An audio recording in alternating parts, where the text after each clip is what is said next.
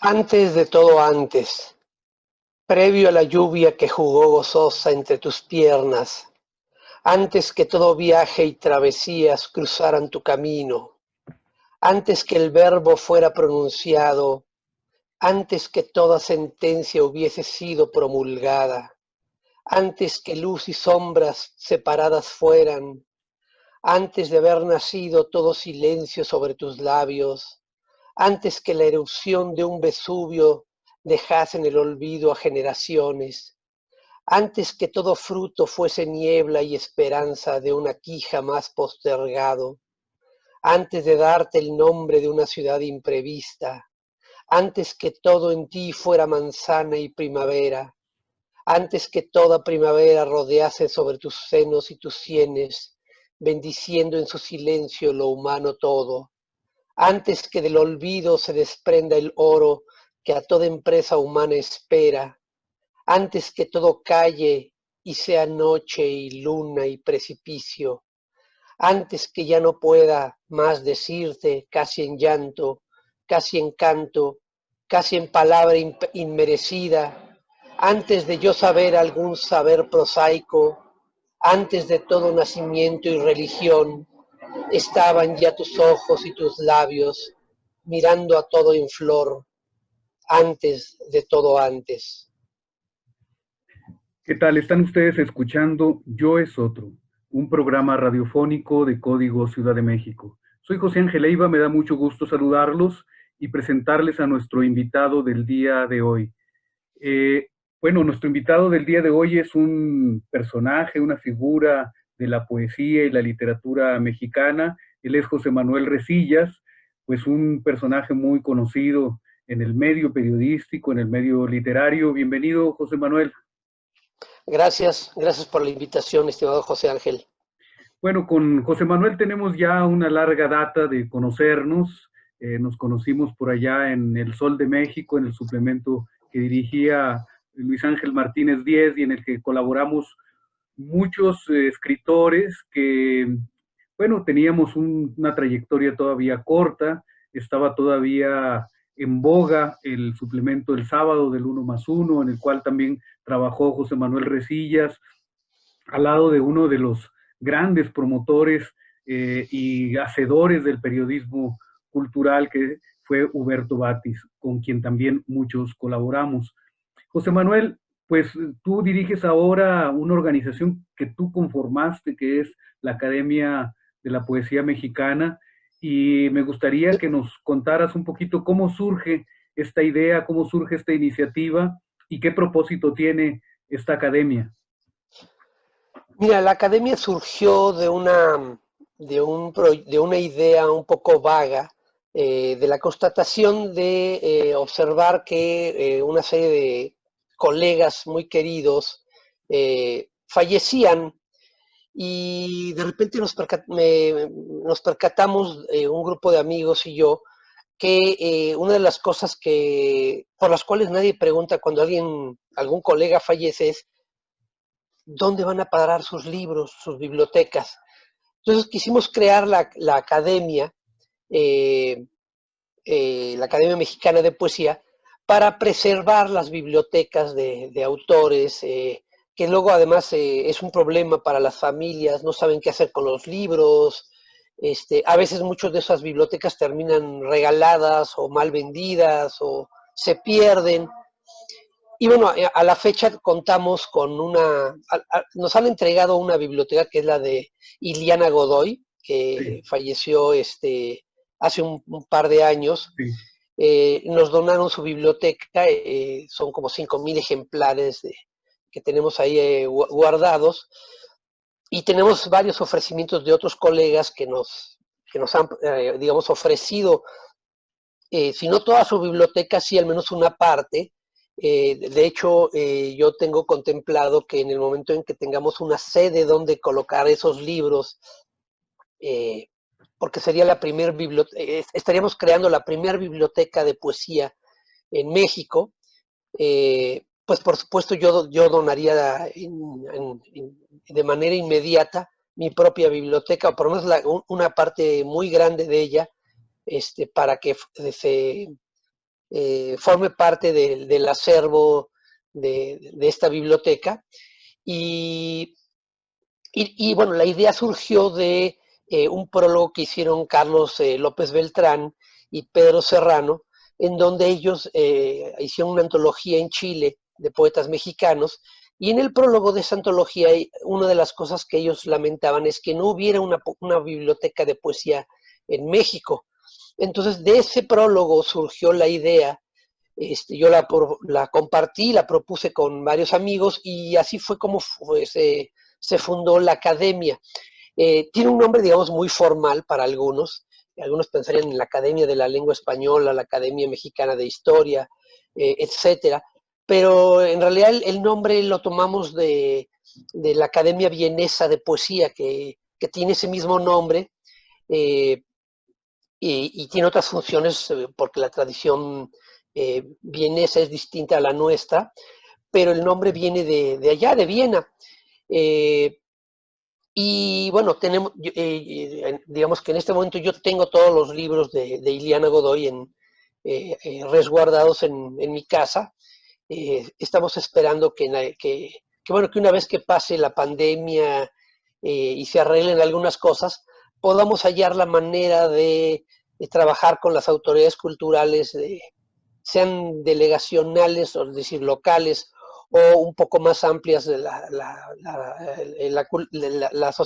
Secretaría de Cultura de la Ciudad de México, para poder hacer el espacio que requiere una biblioteca, porque la idea es también que a través de las bibliotecas, eso es algo que yo siempre, digamos, he señalado. Por ejemplo, la biblioteca no solamente son los libros físicamente, sino todo lo que el escritor marca o no marca en un libro, qué libros tiene, si esos libros influyeron en él, cómo influyeron, qué significa que haya ciertos libros y no otros. Yo creo que ese es un material muy interesante para investigadores literarios, y la idea de conservar las bibliotecas de nuestros autores, incluso si tuvieran volúmenes repetidos, que es algo que hacen casi todas las bibliotecas. Cuando hay libros repetidos se deshacen o no aceptan los que ya tienen.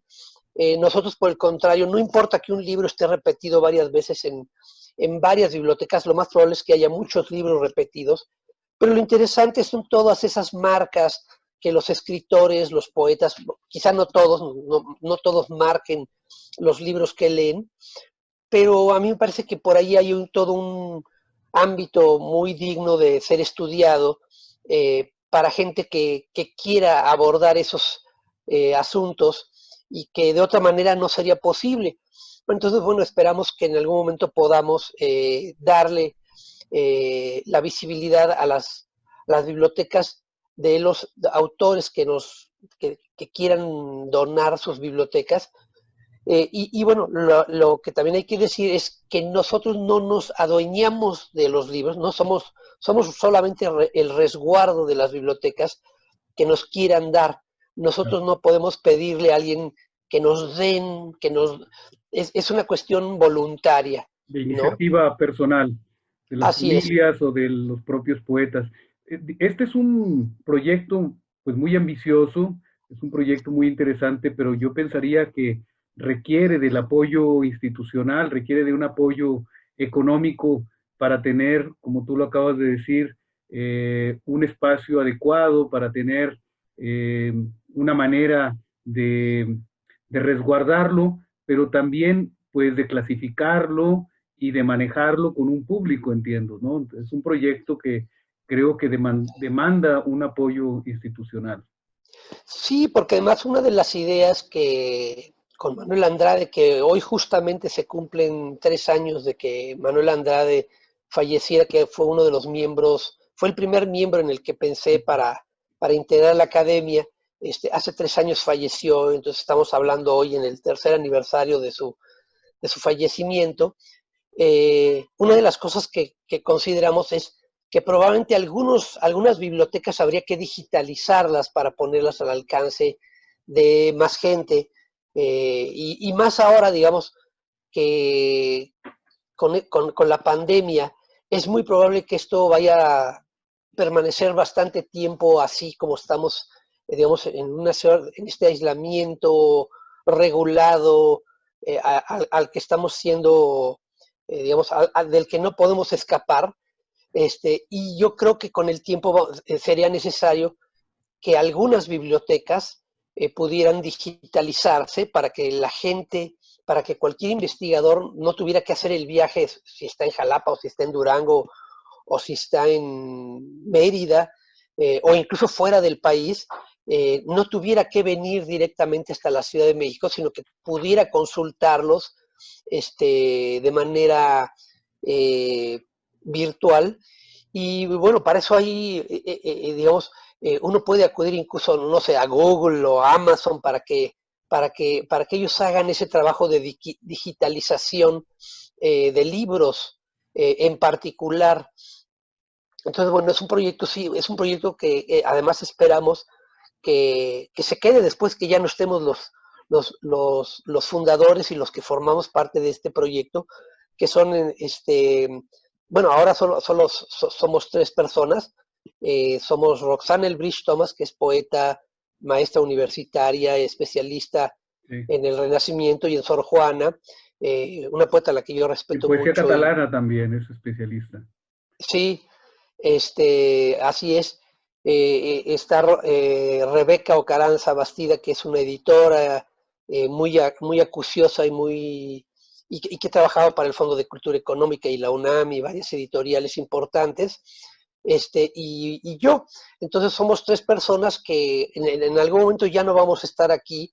Entonces el proyecto de la academia, lo que importa es eso, los libros y no los nombres de los que estamos en ella, porque, pues bueno, cada uno de nosotros hace su trabajo y lo que hagamos ahí quedará para que otros lo lean, pero el proteger y preservar los libros que nos quieran donar, por ejemplo, hay ofrecimientos que no hemos podido aceptar porque digo, si yo acepto más libros, me tendría Sí, que salir de mi propia claro, casa, ¿no?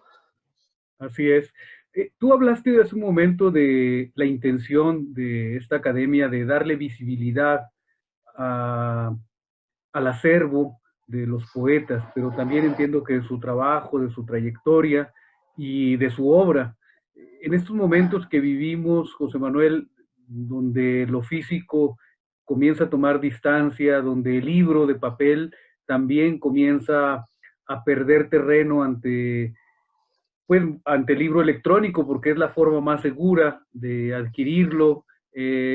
No hay un comercio en este momento entre Europa y América, entre ciertos países de América y entre los países latinoamericanos. Por ejemplo, México tiene abiertas las fronteras, pero, por ejemplo, Perú, Chile, Argentina, Uruguay están cerrados.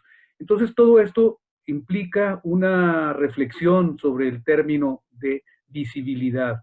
Y tú eres, pues, de alguna manera un asiduo también de las redes sociales, no demasiado, pero por ahí se te ve de vez en cuando.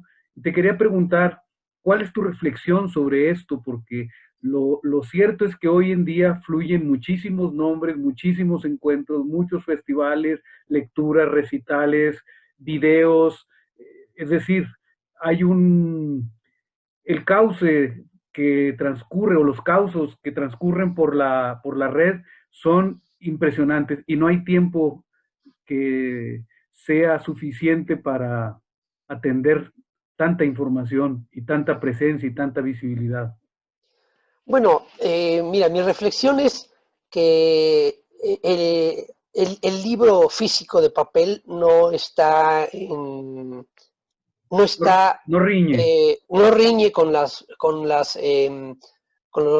otro tipo de, digamos, formas de visibilizar la poesía. Si a mí me preguntan, yo te diría que para mí el único filtro real que hay para saber qué cosas valen la pena y qué cosas no, es justamente el libro de papel y no la publicación virtual electrónica, porque el problema de la publicación electrónica eh, y a veces incluso en ciertas publicaciones, cuando uno se autopublica, no voy a dar nombres para no ofender a nadie, Ah, yo porque no pensé es que para mi... hacerles publicidad.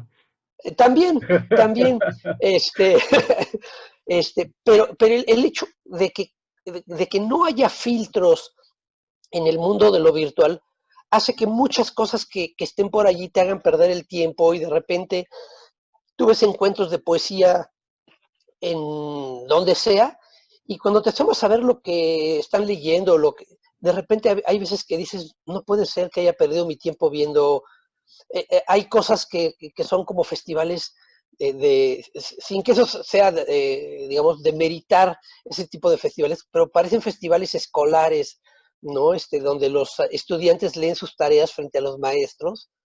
Este, y yo creo que el libro de papel físico es el único garante de que haya un filtro real sobre ciertas obras que de otra manera quizá no llegarían. Es decir, ahora tú puedes publicar eh, casi de manera irrestricta en donde sea y ponerlo a disposición de todo mundo a través de las redes sociales, porque ahí no hay filtros, no hay quien dictamine un libro y diga, es que esto no se puede publicar, o es un libro al que le falta trabajo, o está mal escrito, o etcétera, etcétera.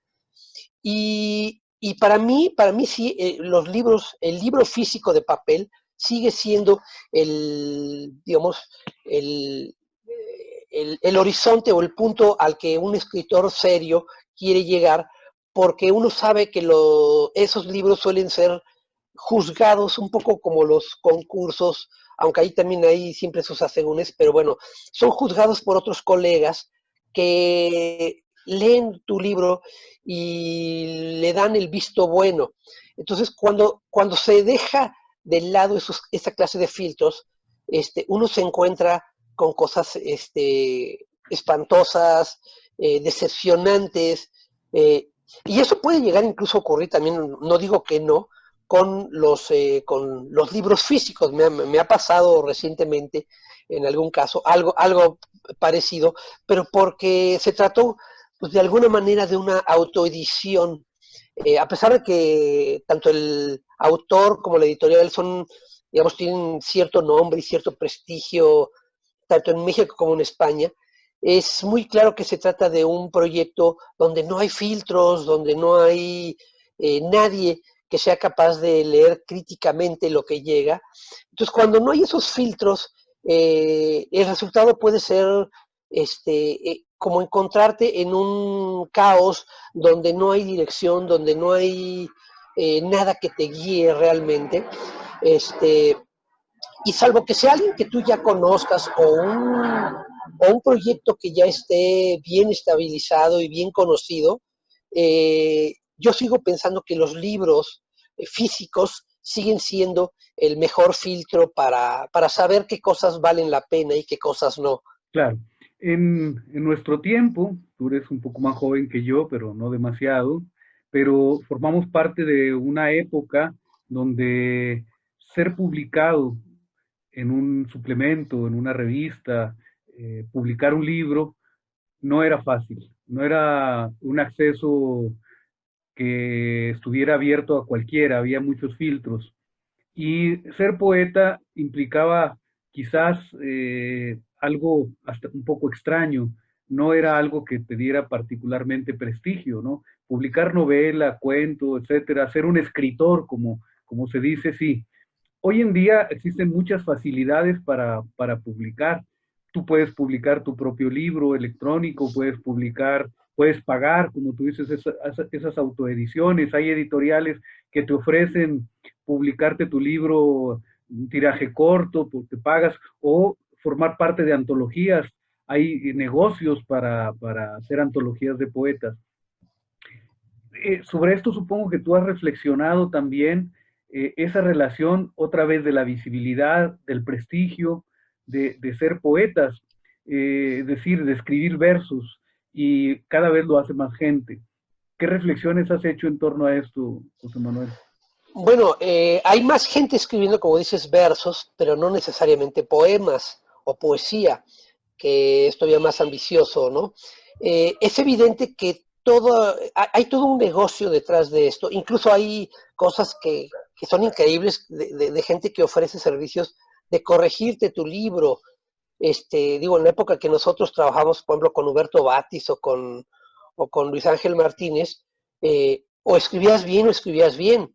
Si tú entregabas un texto mal escrito, pues simplemente no te lo devolvían.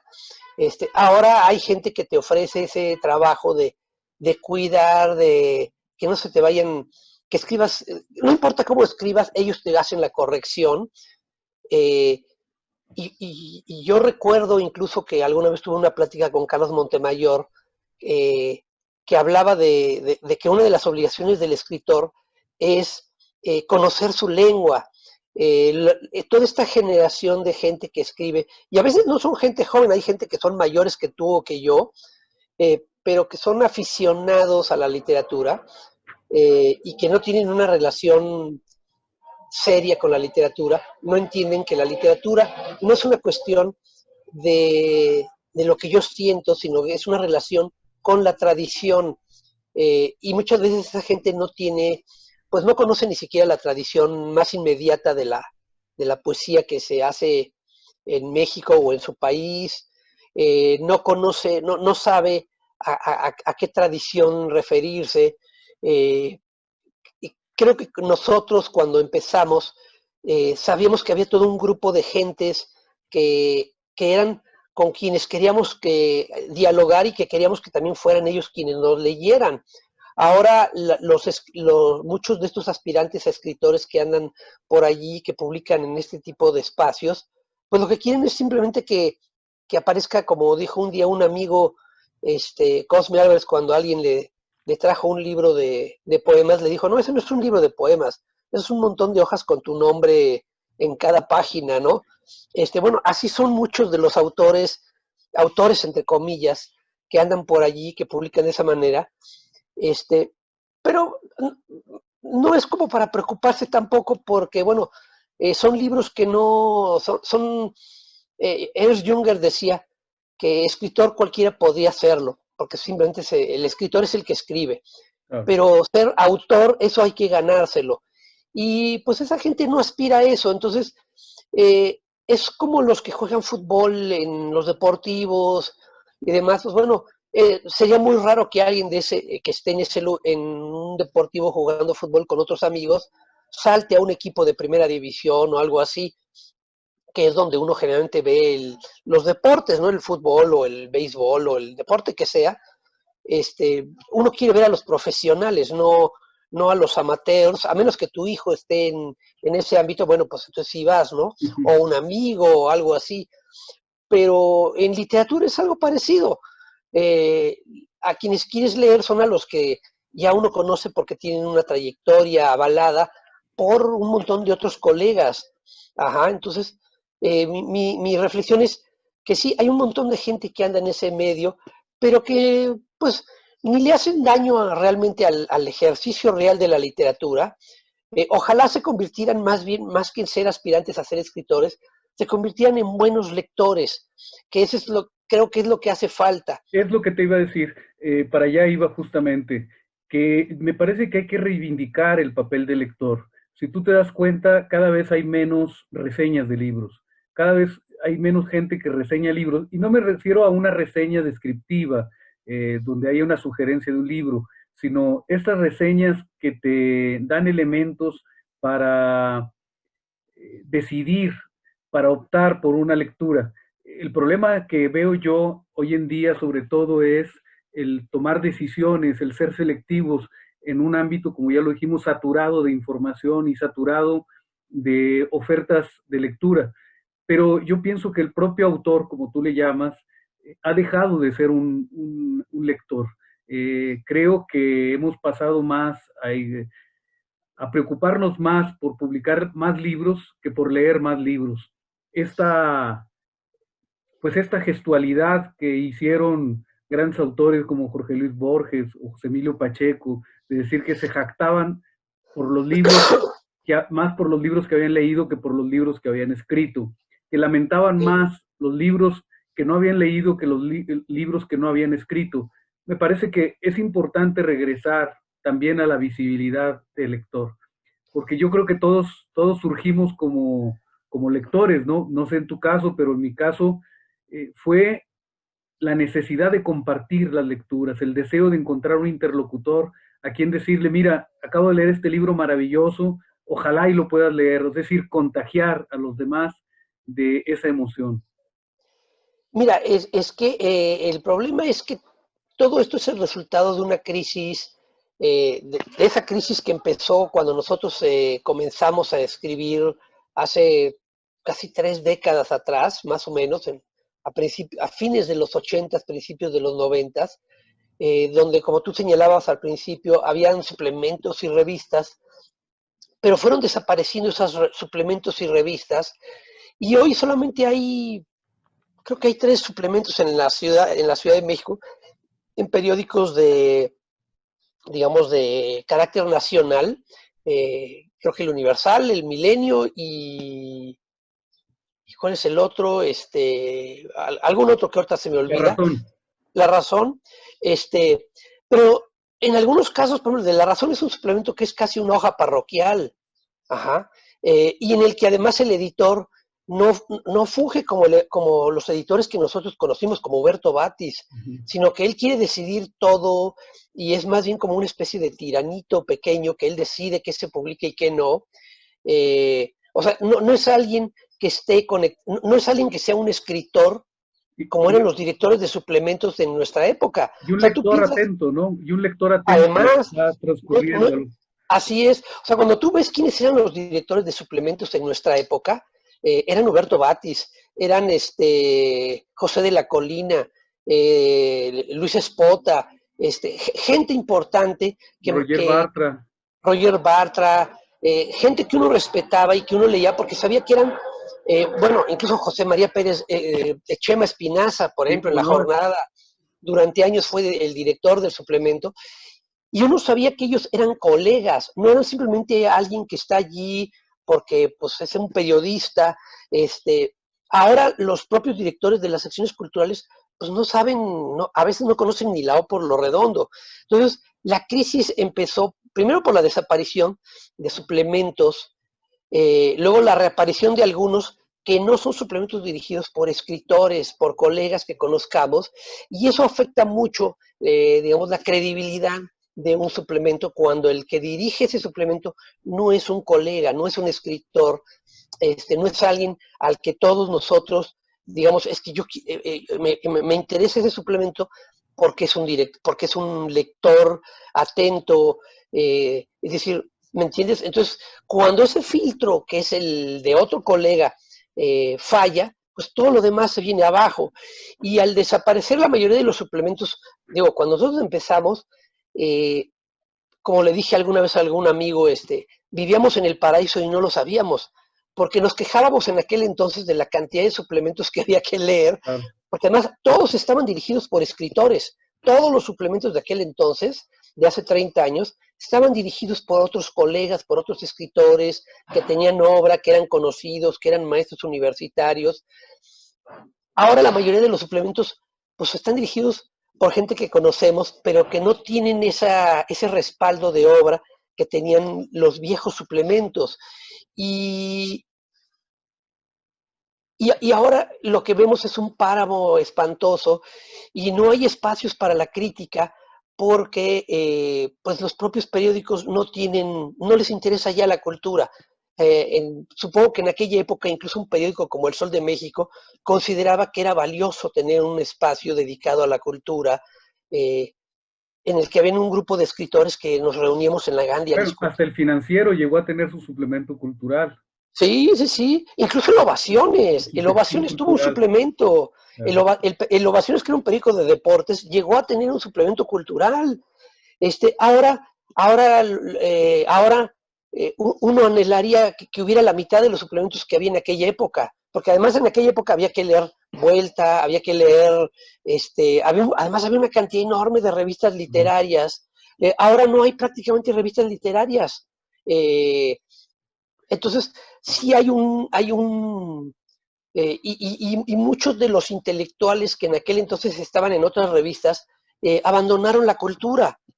abandonaron la cultura y nunca fueron además grandes lectores. Digamos, por ejemplo, Enrique Krause nunca fue un lector de literario que, digamos, que uno dijera, no es lo mismo que Octavio Paz. Decir, Vuelta era una delicia leerla, porque más allá de las ideas políticas de Paz, literariamente era impecable. O sea, Claro. sus textos literarios eran de primerísima calidad. En cambio, Sí, tú lees los textos literarios que ahora tiene Letras Libres y avergonzarían a Octavio Paz. Esa claro. es la verdad. Sí, porque siguen con una intención que perdió la sustancia, ¿no? Yo creo que ese sentido polémico que tenía Vuelta y que leíamos Vuelta era porque traía nuevas ideas. Siempre venían Claro, ideas que nos hacían ir un poquito más adelante y que era muy sano porque confrontaba también un sistema ideológico, un sistema intelectual de una izquierda que intentaba renovarse, pero que no lo lograba también, que era en ese sentido, pues una izquierda apegada todavía pues a un concepto muy rígido de la cultura y del pensamiento, ¿no? Entonces, incluso pues funcionó mucho esta idea de corrientes del pensamiento, corrientes que chocaban, que se unían, que se desbordaban unas a otras, pero que era una dinámica muy interesante sobre la propia escritura, donde se anunciaban fines de la novela, el fin de la literatura, el fin de la historia, en fin, muchas cosas que quizás no tuvieron lugar o quizás sí lo tuvieron, pero era una propuesta de paradigmas. Y lo que dices tú hoy, creo que no hay esa misma riqueza cuando la realidad me parece que nos ha desbordado y que va a una velocidad mucho más rápida, a una velocidad mucho más grande que la que logramos nosotros observando esa realidad. así es, así es. Sí, sí, totalmente estoy de acuerdo contigo. Además, Octavio Paz era un generador de ideas, era alguien que te estimulaba a, a leerlo, a escucharlo, eh, a dialogar con él, a querer hablar con él. Algo que no ocurre con las revistas actuales, que quién quiere hablar con los que dirigen las revistas de este tipo que hay ahora, que son hijas o herederas de aquella época, pero que ya no tienen ese impulso, que no, que, porque además, bueno, digamos, hablando en términos burdianos, el capital simbólico no se puede transferir, no te lo puedes apropiar, ¿no? El capital simbólico de Paz se quedó con Paz y murió y por eso la revista desapareció. Bueno, es Eh, capaz, lo impulsaba la curiosidad, ¿no? Era una curiosidad permanente. A veces podía uno no estar de acuerdo con sus ideas, pero hay que reconocer que siempre nos sorprendía el brillo, la audacia. Yo creo que todavía al final de su vida, en la llama doble o en la propuesta sobre sus reflexiones sobre la nueva poesía, son deslumbrantes. Un hombre de 84 años pensando sí, en la nueva en las nuevas formas de la escritura, ¿no? Cómo van a transcurrir. sí, sí, sí, sí. Entonces, era alguien que siempre estaba en ese constante aportarte ideas. Era un hombre con una cultura universal, con una enorme capacidad de diálogo, y era alguien que además sabía escuchar, eh, y pedía lo mismo decir, él te escuchaba. José Emilio Pacheco es otro ejemplo, que yo creo que es todavía más asombroso el de Pacheco, porque ese sí me tocó, digamos, vivirlo directamente, pero vamos, vienen de ese mundo en el que el diálogo era lo fundamental, ¿no? Esa idea se ha perdido en la actualidad por un inmediatismo a veces pues muy lamentable, que ha terminado por permear también una parte muy fuerte de la creación literaria, ¿no? Claro. Bueno, pues yo creo que hay que empezar a releer a Octavio Paz o a leer los que no lo han leído, pero que forman parte del ejército de detractores de Octavio Paz cuando realmente parten de prejuicios más que de lecturas apropiadas, de lecturas legítimas. Yo creo que Octavio Paz nos enseñó muchas cosas y hay que leerlo desde esa perspectiva, hay que Por hablar de supuesto. él desde la perspectiva de los lectores y no de los ideólogos. Creo que se ha querido confrontar desde hace mucho tiempo en antípodas a Octavio Paz y a José Revueltas, pero si nosotros leemos lo que escribe José Revueltas de Octavio Paz y lo que escribe Octavio Paz de José Revueltas, vamos a encontrar vasos comunicantes, vamos a encontrar pensamientos que se hermanan sobre todo en la búsqueda y que Ujú. evidentemente tienen diferencias en su manera de ver el mundo y su manera de advertirlo, pero la parte final del propio José Revueltas, por eso es que era tantas veces expulsado de las organizaciones de izquierda y del Partido Comunista, ¿no? Porque era un hombre crítico. Y porque más allá del, porque si ellos solo hubieran sido opinadores como muchos de los que andan por ahí hoy en nuestros días, que está lleno de opinadores, si nada más fueran eso, pues no valdría un cacahuate sus opiniones. Eran escritores ante todo y dejaron una obra de una enorme solidez y de una enorme importancia. Y es una mezquindad que se les quiere reducir al ámbito menos importante, al más, digamos, al más inmediato, eh, que es el de la opinión política. La opinión política siempre está limitada por lo inmediato, no puede tener una visión de largo plazo o de permanencia, porque la política es lo menos permanente que hay. El ejercicio de la política es lo que se necesita en el momento. Entonces, si Paz y Revueltas no hubieran escrito no nos hubieran legado las obras que nos legaron, a nadie le importaría lo que hubieran opinado, fuera en un sentido o en otro en su época, a nadie nos importaría ahorita, los Claro, habríamos olvidado. Por lo que son valiosos es por la obra que crearon, y eso es lo que es realmente importante en ellos. claro. José Manuel, pues vamos a escucharte, vamos a escuchar otro poema tuyo, un poema que sea más o menos breve y que nos permita entrar a la segunda parte del programa. Entonces tú me Muy dices bien, cuando estés, ¿estás listo ya? ya. Hay criminales que quieren encender antorchas, hacer arder todos los puentes, tirar todos los muros levantados y abjurar de toda fe que no esté viva, derribar estatuas y monumentos de un pasado pétreo, matar a oscuros reyesuelos, tirar por la borda coronas y oropeles, bañarse en sangre por el presente, hundir las manos en el pecho ajeno y arrancarle el turbio corazón. Yo soy un criminal que busca hacerlo todo en ti. Merezco que me entierren vivo entre tus piernas. ¿Qué tal? Están ustedes escuchando Yo es Otro, un programa radiofónico de Código Ciudad de México. Soy José Ángel Leiva, me da mucho gusto saludarlos y presentarles a nuestro invitado del día de hoy.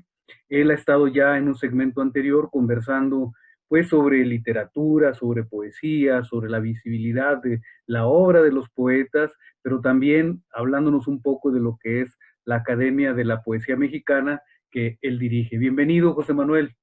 Gracias, gracias.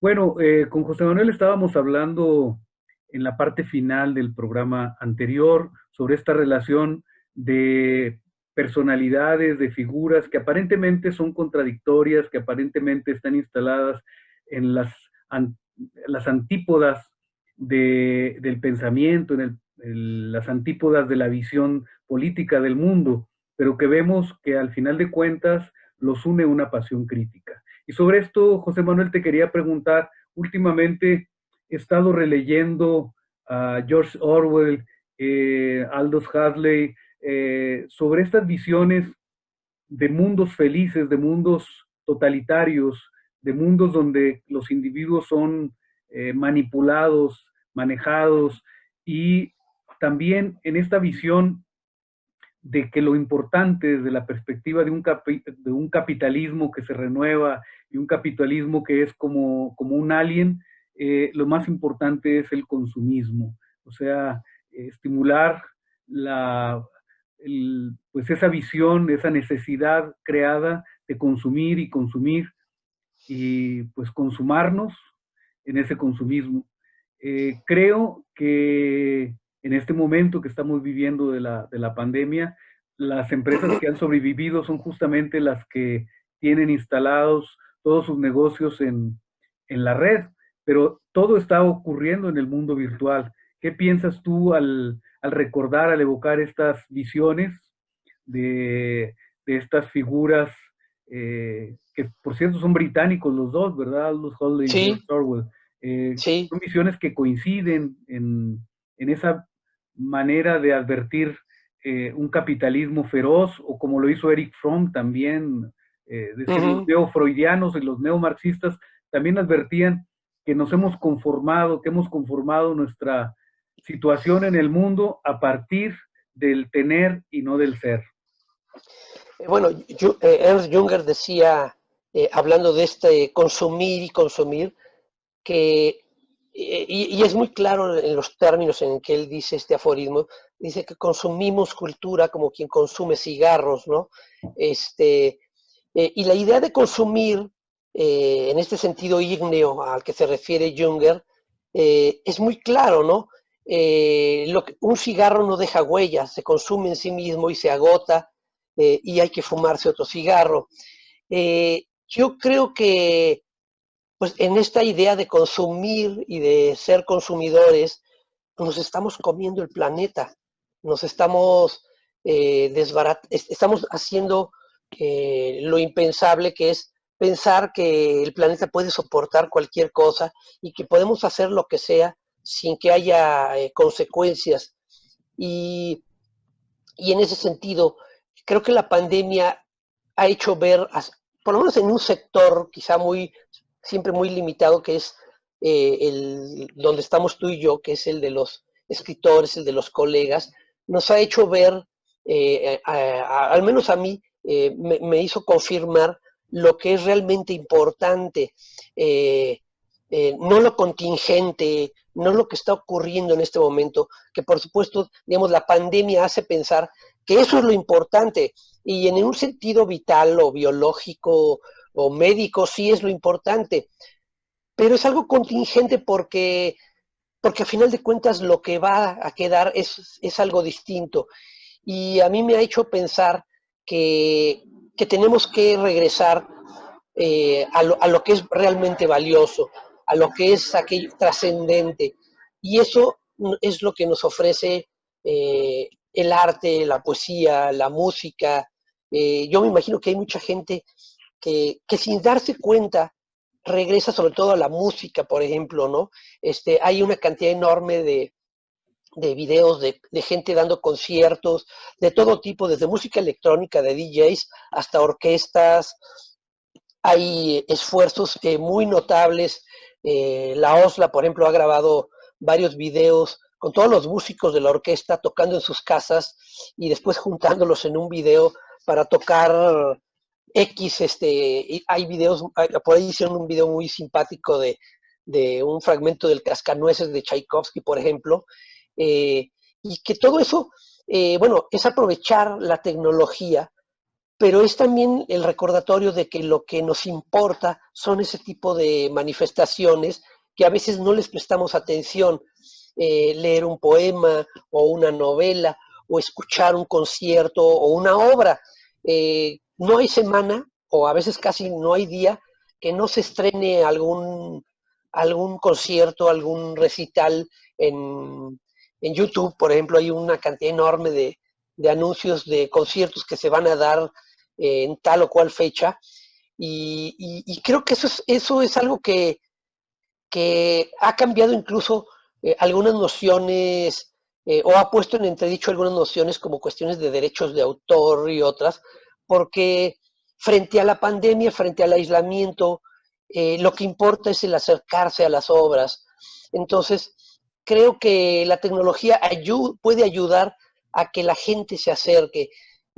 Por ejemplo, cuando empezó la pandemia, en lo más pesado, en lo más fuerte de la pandemia, ya por marzo, más o menos, Uh -huh. que fue cuando empezó, al menos aquí en México, el Teatro Colón de Argentina hizo una función virtual del Cascanueces, no, del Lago de los Cisnes de Tchaikovsky, y el DJ también argentino, Hernán Cataño, dio un concierto virtual también. Y una de las cosas que sorprendió a la prensa en Argentina fue la respuesta del público. entre ambos eventos, para dos tipos de públicos completamente distintos, la cantidad de gente que vio ambos eventos en línea fue una cosa asombrosa. Para el Lago de los Cisnes hubo como casi 100, en ambos casos hubo casi 100,000 gentes en vivo viendo un evento que de otra manera, por ejemplo, en donde usualmente se presentan cada uno de estos eventos, pues en uno habrían habido tal vez 4,000 personas y en el otro 1,500 o 2,000. Entonces, también la pandemia hizo ver otras formas de hacer llegar el arte, las distintas manifestaciones del arte a distintos públicos. Y creo que en México en ese sentido sí nos hemos quedado un poco atrás, porque, porque en México siempre hemos sido un poco más eh, cautelosos o temerosos del mundo virtual. Pero sí me parece que lo que es importante no es, porque el mundo virtual es como, digamos, la forma en que las cosas llegan a la gente. Lo importante es qué hay detrás de eso, es decir, la obra. A mí me gustaría que se pudieran hacer, por ejemplo, que hubieran videos de un poeta leyendo un libro entero y no solamente videitos cortos de 2 o 3 minutos, porque además todo el mundo dice, es que nadie va a ver un video largo. No lo sabemos, no lo sabemos. Yo creo que deberíamos empezar a apostar por hacer eso, hacer lecturas más largas, ofrecerle a la gente la posibilidad de que digan, wow, no sabía que se podía escribir poemas tan largos, o no sabía que se podía hacer esto o hacer lo otro. Eh, Creo que eso es lo importante, aprovechar las nuevas tecnologías y no, porque siempre pensamos, es que la gente no se va a acercar. Yo creo que sí, porque cuando hay opciones, la gente las va a tomar. Ahí tocas un tema muy interesante, que ha sido la visión de la cultura en México, que se ha impuesto desde una visión muy televisa, muy TV Azteca, es decir, una televisión y una cultura que tiene más como propósito el, el divertir, el entretener a la gente, más que en ofrecerle algo para cultivarse. Es decir, la cultura tiene que ver con el cultivo, pero aquí más bien es que hemos hecho una cultura para el no pensar, una cultura para combatir el supuesto aburrimiento. Y a la verdadera cultura se le ha consignado al espacio del tedio y del aburrimiento. La gente piensa que ver una obra de teatro directa, una obra de teatro experimental es aburrido. Leer una novela que no hable de asesinatos, de muerte, de acciones, aburrido. Leer poemas es aburrido. Escuchar música clásica es aburrido. Es decir, cómo revertir esta visión del aburrimiento por una visión nutricia de la cultura. Es decir, que además de pasar un buen momento, de no matar el tiempo, porque hay también esta rivalidad, ¿no? La gente busca literalmente matar el tiempo y la cultura busca darnos tiempo.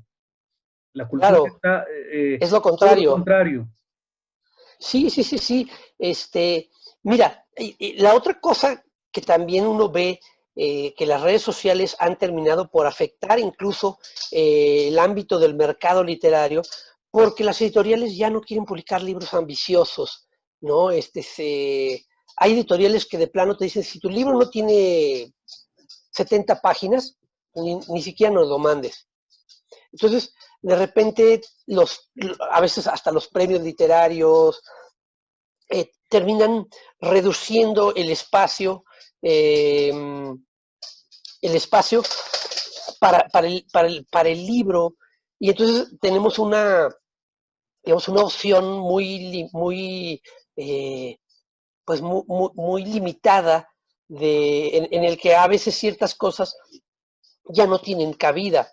Pero bueno, yo creo que siempre va a haber escritores, con todo y que el mercado es el que manda, siempre va a haber escritores que Asuman un riesgo. asumen un riesgo, porque si no fuera así, pues no tendríamos el Pedro Páramo de Juan Rulfo, no tendríamos Noticias del Imperio de no tendríamos El Laberinto de la Soledad, no tendríamos, en fin, muchas de las grandes obras maestras del siglo XX no existirían si los escritores no hubieran desafiado las reglas establecidas del mercado. Claro, creo que se escuchó algo por ahí raro, ¿no? Pero Sí, un eco se metió en los extraterrestres. sí. Nos están oyendo. Me acuerdo mucho de un texto que tú escribiste cuando yo trabajaba en la Fundación Rosenbluth, que nos entregaste sobre el fenómeno de Ekelon, este Sí, programa para controlar la información, ¿verdad? Y que de alguna manera, pues era un proyecto para controlar. ¿Qué ha pasado con ese proyecto? Te lo pregunto porque creo en gran medida también que la cultura atiende a todo este tipo de iniciativas, de ver pues qué es lo que a la gente le gusta, qué es lo que más la gente busca en el ámbito de la cultura, a qué le está dando seguimiento. Y creo que este tipo de programas también tienen como propósito el uniformarnos. A veces creo yo, por ejemplo, que todos estos programas culturales, de políticas culturales, de concursos, de becas, de premios, etcétera, tienen como propósito uniformar también la poesía, uniformar el arte. sí, Entonces, crear lo que se llamó en el siglo XVIII y XIX el sentido común, pero no el sentido común como lo entendemos nosotros, que es esa perspicacia, su suspicacia para saber qué es lo que es correcto, sino aquí en este caso es lo que le gusta a la mayoría, que es lo que hay que producir porque es lo que más se va a vender. claro, sí, sí, sí, por supuesto. Sí, hay tristemente una uniformidad, pero creo que eso ya se venía dando digamos, quizá ahora se han vuelto más evidente, pero yo recuerdo que eso ya empezaba a suceder cuando nosotros empezamos. Yo me acuerdo que leía muchos libros de gente que empezaba, y para bien o para mal, depende de cómo uno lo quiera ver, pero para bien o para mal, muchos de esos libros y de esos autores o de esos escritores, porque no diría que son autores, pero muchos de ellos pues simplemente se perdieron en la vorágine del momento, y a final de cuentas lo que vale la pena termina por emerger y por llegar a sus lectores. Recientemente fui jurado del premio de traducción Margarita Michelena 2020, y tuvimos la fortuna los jurados, que fuimos Blanca Luz Pulido y Silvia Prats, de encontrarnos con una novela que, bueno, por lo menos para mí era legendaria, que es El hacha de Wandsbek, de un escritor alemán de la Alemania, de la República Alemana del Este, Arnold Zweig, que era una novela legendaria que solamente se conocía porque creo que había una traducción en inglés, pero era una novela que nadie había visto, y nos dio mucho gusto descubrir que la tradujo una traductora mexicana, Claudia Cabrera, a quien no conozco, pero es una novela que permaneció durante años olvidada, es una de las obras maestras de la literatura alemana del siglo XX, que quedó olvidada porque pues, fue escrita en la Alemania federal, la Alemania del Este, eh, y bueno, ahora acaba de ser recuperada. Es una novela de 800 páginas, ya editada. Es una gran novela, y es un ejemplo de que si tú eres un escritor ambicioso, no importa cuánto tiempo pase. Esta novela se publicó hace 70, 80 años, no recuerdo bien, pero finalmente apareció en español. Entonces, yo creo que si uno es ambicioso, si uno es riguroso, no importa si eres ignorado, si nadie te pela, tarde o temprano esa obra va a imponerse, va a encontrar a alguien que diga, esto es valioso, hay que recuperarlo, hay que rescatarlo. Este, Más allá de los tejes y manejes del momento, las obras valiosas terminan por imponerse. Entonces, eh, creo que siempre hay una especie de uniformidad en el mercado. El mercado siempre va a apostar por la uniformidad porque es la manera en que garantiza las ventas y sus propios beneficios, pero las grandes obras igual van a terminar por imponerse en algún momento, así sea 70, 80 años después, como ocurrió con esta novela. Ajá. Entonces, yo creo que aquellos autores que hoy en día estén en sus casas encerrados cuestionándose, es que hay que escribir lo que el mercado quiere. No, el mercado no te puede imponer lo que quiere, a menos que tú lo permitas. Claro. Entonces, si uno no permite esas imposiciones, eh, vas a crear una obra que valga la pena, así te tome 20 años hallar un editor o se publique después de muerto, ¿no? Por eso te decía la importancia de los lectores, de estos reseñistas que finalmente ofrecen su propia lectura y que recomiendan lecturas que van más allá del mercado, de la uniformidad, de la coyuntura, de la moda. Y creo que también allí, ya que lo pones de ese modo, pues creo que es importante la existencia de pequeñas editoriales, de estas llamadas editoriales independientes, que publican todo aquello que el gran mercado editorial desecha o le niega el acceso, y que suelen ser obras muy importantes, que a veces son obras iniciales de autores que más tarde van a ser grandes figuras. Y lo mismo pienso que son los proyectos del Estado, que el Estado tiene como función publicar obras que no necesariamente van a ser grandes, van a ser bestsellers, sino que son obras que aportan al pensamiento, que aportan al conocimiento, y creo que la labor que han realizado editoriales como el Fondo de Cultura o Monte Ávila en Venezuela, o la colección Ayacucho, no sé si te acuerdas, ¿no? Bueno, pero bueno, la biblioteca de Ayacucho pues es la colección literaria Exacto. más importante de América Latina, Así. y ese es, pues, digamos, más bien para obras ya consagradas, ¿no? No es para, lamentablemente no es para nosotros, ¿no? Para No, que no, pudiéramos aspirar a ella tendríamos primero que estar muertos. Ese es el primer criterio. Pero sí, bueno, la biblioteca de Ayacucho o sea, no hay nada que se le parezca en lengua española, no hay nada que se parezca a la biblioteca de Ayacucho. Pero bueno, mira, las editoriales independientes siempre fue así. Octavio Paz mismo no empezó publicando en Seis Barral o ni siquiera en Joaquín Ortiz. Sus primeros libros fueron editados. Yo alguna vez vi en el centro uno de sus primeros libros, una plaquetita muy pequeña, no me acuerdo cómo se llamaba, pero era una editorial de esas así como las que hoy hay como las independientes de hoy en día, y tardó mucho tiempo Paz en llegar a grandes editoriales. O sea, su primer gran paso fue cuando publicó Libertad bajo palabra, que fue la primera recopilación de su poesía, que lo publicó el Fondo de Cultura Económica. De ahí empezó a dar el salto poco a poco a editoriales ya de otro tipo, ya no en editoriales pequeñas, independientes, con tirajes y distribución limitada. Entonces, esto sí, ha existido desde siempre. Eh, Hoy nosotros pensamos por ejemplo, en una editorial como Botas, que editó a Villaurrutia, a muchos de los contemporáneos y a muchos escritores Martín Luis importantes. Guzmán.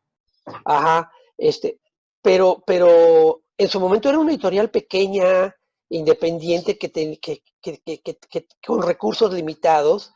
eh, y bueno, la propia Joaquín Mortiz era una editorial pequeñita que estaba ahí en la colonia Roma durante años, hasta que después la engulló Planeta, y en ese proceso de engullimiento terminó por darle en la torre, terminarla y acabarla, ¿no? Pero, pero, pero incluso Joaquín Mortiz empezó siendo una editorial pequeña.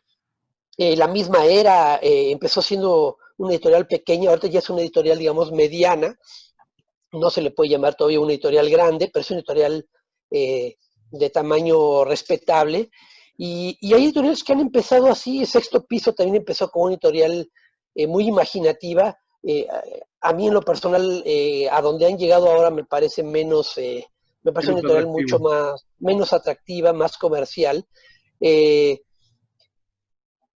y así se empieza, pero sí necesitaríamos que hubiera más reseñas, que quienes hoy en día tienen esos espacios, la poca gente que se dedica a eso, entendiera que la reseña no es darle publicidad a un libro, no es un acto de, acaba de salir este libro y como es de mi amigo, lo voy a... No, les falta esa, por ejemplo, esa inteligencia que tenían los viejos maestros que nosotros conocimos, Octavio Paz, por ejemplo. Cualquier texto de Paz reseñando un libro es iluminador porque te das cuenta de que no era alguien que estaba haciendo trabajo de publicitario, sino era alguien que tenía todo un bagaje cultural y literario que le permitía entender la importancia de un libro. Eso hace falta hoy en día, que haya verdaderos lectores entre los que hacen reseñas y que no se convierta en un asunto de grupos o de escuelas o lo que sea, ¿no? Eso que tocas también era parte de lo que te quería preguntar tu opinión. Hablando del prestigio, hablando del éxito que se ha apoderado mucho de nuestras sociedades y que hemos visto grupos en disputa por el poder, sobre todo después de la muerte de Octavio Paz, surgen grupos que quieren tener el control de la cultura, que quieren tener el control de estos parámetros pues que sirven para ponderar, para pontificar y decir estos son los mejores poetas, aquellos no son, estos no existen, etcétera. Pero siempre han existido las capillas, siempre han existido las mafias. Hoy creo que tienen otro método, utilizan otros recursos, pero sigue siendo, me parece algo muy claro, ¿no? Y esto tiene que ver con lo que tú dices, pues con dos cuestiones. Por un lado, el apoderarse de los medios que hacen visibles, del supuesto prestigio, de los premios, de las becas y también del poder, es decir, obtener recursos para poder tener editoriales, revistas, etcétera. Sí, sí, sí. Ahora, el problema es que los grupos de ahora eh, quieren imitar lo que hacían, digamos, los grupos anteriores, las capillas como se les conocen. El nombre de mafia viene de aquel famoso libro de Luis Guillermo Piazza que se llamaba así La Mafia, que era una novela que publicó Joaquín Mortiz. Yo creo que por ahí todavía tengo la primera edición.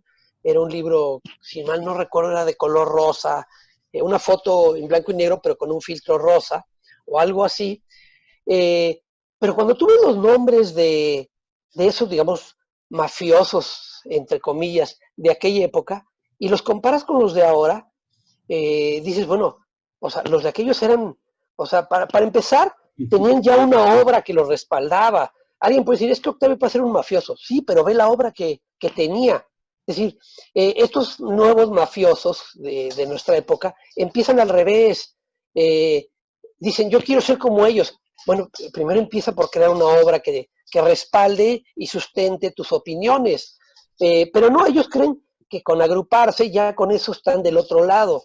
Entonces el resultado es que tenemos mafiosos que no tienen que tienen el poder, pero no tienen un soporte real y por eso mucha gente no los toma en serio, no los toma en serio porque no tienen una obra que los respalde. Cuando tú ves, no sé, por ejemplo, a Juan García Ponce, a, a José Emilio Pacheco, a Octavio Paz, el mismo Octavio Paz, en el área de la literatura, pero incluso en el caso de autores de la pintura como José Luis Cuevas, tenían una obra que los respaldaba. Ajá. En cambio, estos nuevos mafiosos de ahora, pues son más bien pues como pequeños peleoneros de esquina que quieren sentirse como capos de una familia, y pues no saben, no conocen la ONI por lo redondo. Entonces, bueno, es una tristeza que además Incluso Octavio Paz, con todo y lo que uno le pueda reprochar de, digamos, que era un mafioso, si lo queremos llamar así, era un hombre generoso con la literatura.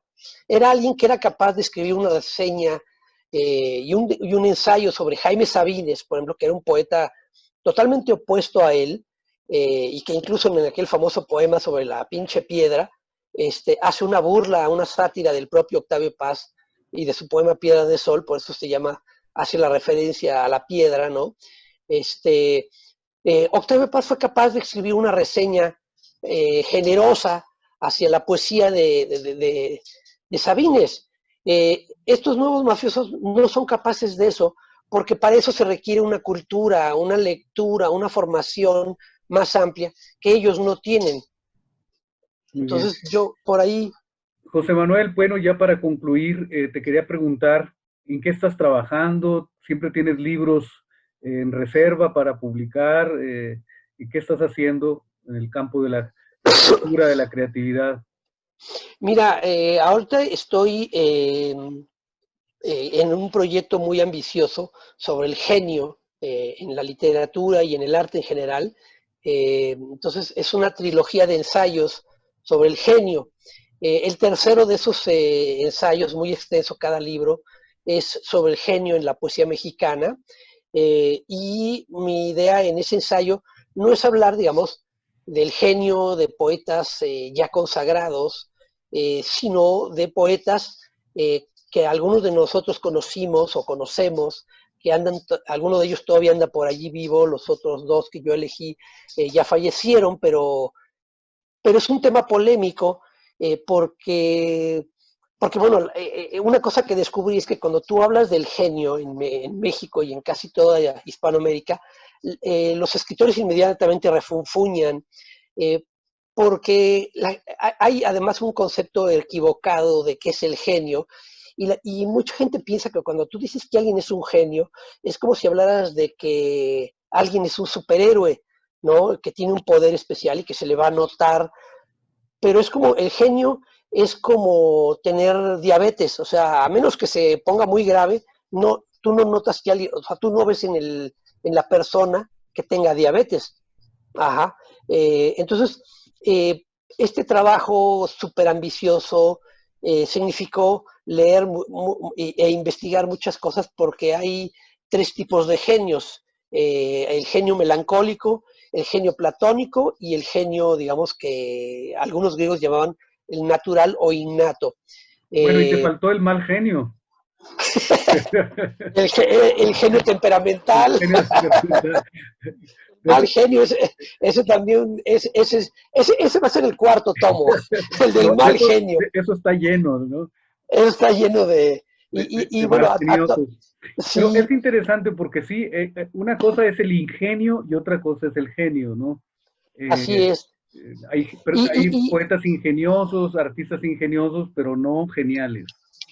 Sí, entonces, bueno, lo que quiero hacer con este gran proyecto, que es un proyecto de un muy extenso y muy ambicioso y de largo alcance, es otorgarle a los colegas las herramientas, digamos, de juicio para que ellos mismos, porque además la otra cosa es que a veces sí hay quienes dicen en serio que tal o cual escritor es un genio, pero te lo dicen siempre, digamos, de manera privada y te piden, no vayas a decir que yo dije esto, porque piensan que si tú dices que alguien es un genio, inmediatamente van a decir, este está loco o algo quiere o lo que sea.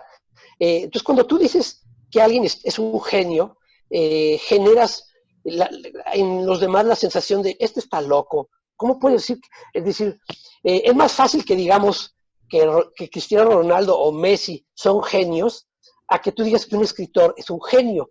Ajá. O que un artista es un genio. Entonces, lo que yo quiero hacer con este libro, con este gran proyecto, que es un proyecto que no se parece a nada que se haya escrito en México, ni por su extensión, ni por su alcance, ni por su ambición, es otorgarnos a todos nosotros herramientas para poder sustentar eh, el decir que alguien es un genio. Y te puedo decir que además es una cuestión que no es que no es objetiva estrictamente en un sentido científico, eh, sino que por supuesto tiene que empezar por lo subjetivo. Toda valoración estética, según Kant, parte de una cuestión subjetiva, de qué es lo que yo considero. Y bueno, una de las partes que explico en el libro con muchísimo detalle, por ejemplo, con más detalle del que uno podría imaginarse, es justamente la teoría del genio de Kant, que es la que yo utilizo. La de Kant es una teoría muy restrictiva del genio, porque es una teoría que solo se aplica única y exclusivamente al artista, no se aplica a ningún otro tipo. Hay gente que puede decir, bueno, pero entonces los científicos o los biólogos o Los gente que, políticos.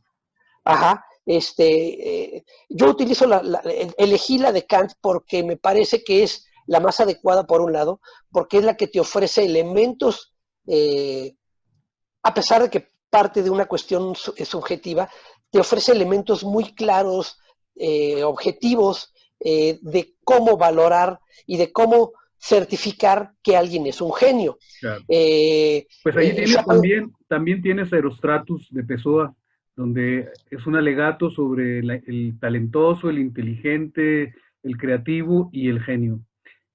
sí, Supongo que él se daba cuenta de que él lo era y por eso sí, de hecho, argumentaba, ¿no? en El Acantilado acaban de publicar hace 1 o 2 años un libro, todos sus textos sobre el genio y la locura particularmente, ¿no? Este, y es evidente que Pessoa a quien sigue es a Schopenhauer, porque él habla de, tal como Schopenhauer lo propone en El mundo como voluntad y representación, él, digamos, quiere ampliar la visión de Kant del genio como artista a aplicarlo al pensador, es decir, al filósofo. Y Pessoa se hace eco de esa, digamos, esa idea de Schopenhauer, pero en mi caso tengo un cierto eh,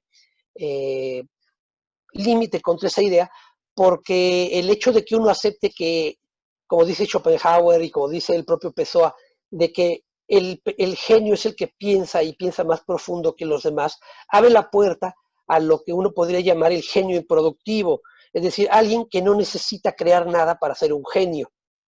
Es decir, como los exámenes del coeficiente intelectual, el IQ, que está lleno de gente así, que tiene un muy elevado nivel de IQ, pero cuando tú ves quiénes son, pues no han hecho nada. No. Yo alguna vez vi un documental donde uno de ellos decía, estoy esperando que llegue la gran idea, que demuestre que soy un genio, ¿no? Entonces, abrir esa puerta me parece peligroso y prefiero una visión más restrictiva como la de Kant, porque es mucho más objetiva y te permite tener elementos más claros en el juicio. Entonces, lo que yo hago en este larguísimo ensayo son, calculo que van a ser más de 800 páginas en 3 tomos, porque hay todo un tomo que es una investigación sobre el genio melancólico, por ejemplo, ¿no? Cómo sobrevivió el término melancolía de los griegos en el famoso problema 30 de Aristóteles hasta nuestros días, ¿no? Eh, entonces es un trabajo muy ambicioso el que estoy haciendo en este ensayo, que todavía estoy en proceso sobre todo el último tomo, estoy en el proceso todavía de aterrizar algunas cosas, de detallar más algunas ideas y algunos ejemplos de todo el libro, pero bueno, espero que en algún momento este trabajo tan ambicioso vea Culmine. la luz, culmine y vea la luz. Tengo un par de libros de poemas terminados, bueno, varios libros de poemas terminados, pero digamos que uno de los proyectos uno de los más ambiciosos que he realizado es el rescate del poeta Juan Bautista Villaseca, eh, cuya obra estuvo a punto de perderse y de puro milagro primero me lo topé por casualidad de las casualidades de la vida y tuve la fortuna de ser el que finalmente rescató la obra de alguien que es una leyenda en el medio literario informal de México. Y espero que en algún momento encuentre un editor para la obra de él, que son casi también, es algo asombroso porque Roberto López Moreno, que fue el último de sus amigos, ni siquiera él conoce la obra de Villaseca y son casi 800 páginas de poesía, de una poesía impresionantemente buena, muy notable, con también sus asegúnes, pero que creo que merece tener, llegar a sus lectores, ¿no? Entonces, bueno, ese es quizá el proyecto más ambicioso y al que más espero poder hallar una salida. Bueno, José Manuel, pues te deseamos mucha suerte, que llegues al final de este proyecto que suena muy atractivo, muy ambicioso, pero pues suculento también, y que tus otros proyectos también aparezcan ya, que encuentren a esos editores. Te agradecemos mucho tu tiempo, el habernos brindado esta oportunidad de conversar contigo. No, gracias a ti, como siempre es un placer conversar contigo y pues un abrazo a todos a la gente que nos ve y nos oye y esperemos que no sea la última vez. Bueno, pues muchas gracias, José Manuel. Nos vemos en la próxima. Hasta luego.